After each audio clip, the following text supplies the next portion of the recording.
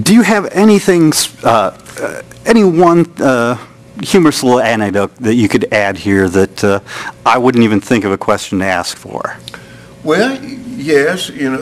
Actually, it was an interesting thing. I think a very.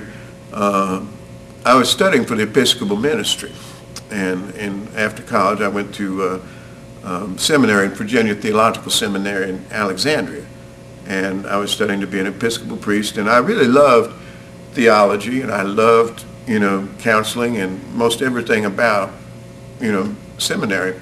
But then I actually started working in the churches, and I was not really comfortable. I was finding sometimes you can't get the altar guild to do what you want them to do, and you don't have as much authority as you think, and I would get very frustrated easily. And about that time I was in a faculty party, and Reginald Fuller, who was one of the great New Testament scholars, a little bird-like English man in his 70s, and he comes up, and I'm doing magic tricks, card tricks for the faculty and the students at this sherry party.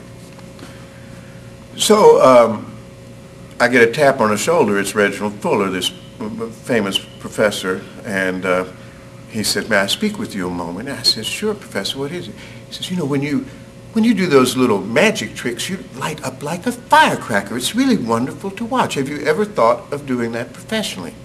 And I said, well, I worked in the carnival, in college, and I worked on the streets in New York, sometimes doing magic, and, magic is something I really love to do, but I really want to do something relevant, and that's why I want to go into the ministry.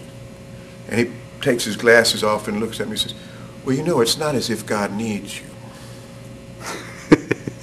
And I said, I beg your pardon. He goes, well, the good Lord is capable of saving the world all by himself. He doesn't really need your help. And if he wants you to be a martyr or a saint, he'll call you and you'll want to go. But in the meantime, you should do what gives you the most happiness. And that's the greatest gift that God gives you, is a love for something. And if you want to follow that bliss, you'll be doing yourself and the world a favor, and probably doing what God really wants you to do either. And I thought about that, and a couple of weeks later I dropped out of seminary. I was doing magic again full time, and I have been doing it since, and been very, very happy. Nancy, I have to ask you one question. After 12 years with this fellow. 15, really, I think. 15? Well, it's been 17 since 17? we first met. Wow. It seems a lot longer to her. And we've been married 11. Uh-huh. How, I've watched you, and I see the joy and the pleasure in watching your husband perform. How do you keep the excitement that you have? Yeah. Yeah. Well, part of it is just because he's such a good performer, and when it's such a good show like that, you just enjoy watching it over and over. And we make such a good team, and I enjoy watching the show and enjoy each other's company and working together. We kind of offset each other, and it just doesn't get old. She has all the practical skills that I don't have. She was a banker, businesswoman. She's got it together. She has memory. Things like that. And so she takes care of all the business, doesn't let me touch any of the money. Wise lady. And yes, very wisely. It would disappear. Oh, well, I'm a real idiot when it comes to that kind of stuff. So basically, I get to do my little art stuff, and she tries to make a living on it. I said one question. Another question for you, Nancy. Okay. How did he work the magic to really win you over? Well, he was just very charming and respectful. One of the things that made me fall in love with him was his respect for other people, not just for me, but he shows respect to everyone. And you can always learn something. Anyone you meet, you can learn something from that person. Everyone has value. Everyone has something to offer. And that's something that I learned from him. And like I said, he shows respect for everyone, and his charm and his intelligence and his sense of humor just really won me over. It's important to get on the good side of people. Absolutely.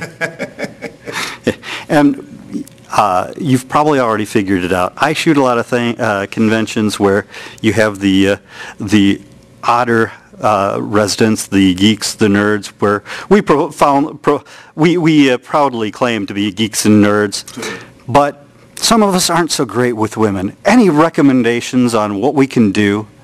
Oh yeah, learn a magic trick. That'll help. I find balloon animals work too. Oh yes, that's so funny for us because we see all the young magicians at the Magic Castle, you know, trying to use magic to pick up girls. It's not a really great, strong come on all the time. Sometimes it is, but I think the girl really, it's just an excuse for her to hit on you. She can say, I really like that, how'd you do that? And now she makes the first hit. I think that's what, really, a lot of times if people are shy about going up to someone, having a skill or being able to tell a joke or a story, something that will offer the lady an opportunity to come and talk to you. I think that's probably the best way that magic helps. Breaks the ice for the... Breaks the ice. Exactly. Because you're afraid to go hit on somebody, but that gives the lady a chance to come hit on you because she can talk about what you just did. Absolutely.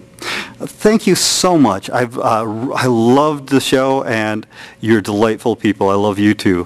Thank you. Our Thank you pleasure. very much.